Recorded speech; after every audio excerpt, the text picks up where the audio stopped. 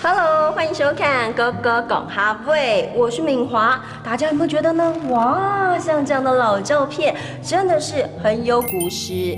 古诗就是故事的客家话喽。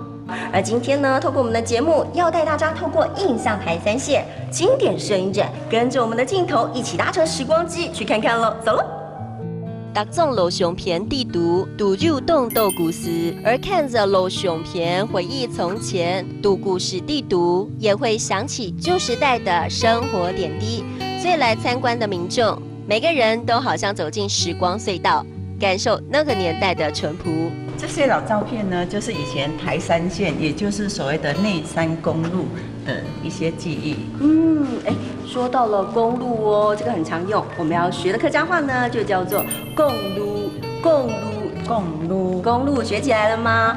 不过啊，说到这些老照片呢，有没有很多人来了之后就觉得说，哇，好像看到以前阿公阿婆啊他们生活的一个状况。是的，很多的阿公阿嬷还有爸爸妈妈看到这个大头的巴士的，马上就会跟孙子啊、儿子、儿女啊讲说以前爸爸妈妈生长的故事。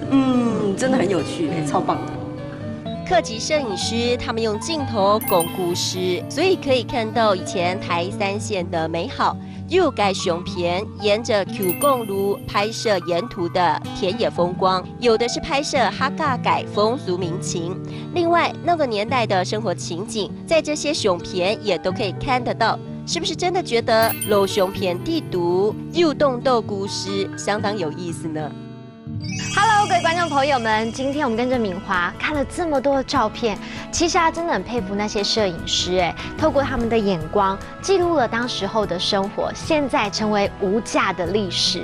当然了，我们认识新的词，一起来复习一遍吧。来看到第一个词就是公路，公路，公路。第二个呢，来看到就是故事，故事，故事。第三个，我们来学到一整句话，这句话就是老照片里有许多故事，老相片地读就动斗故事，老相片地读就动斗故事。其实我们每个人都可以当生活的摄影师，记录自己也记录别人，未来将会成为非常珍贵的历史哦。我们下次见，拜拜。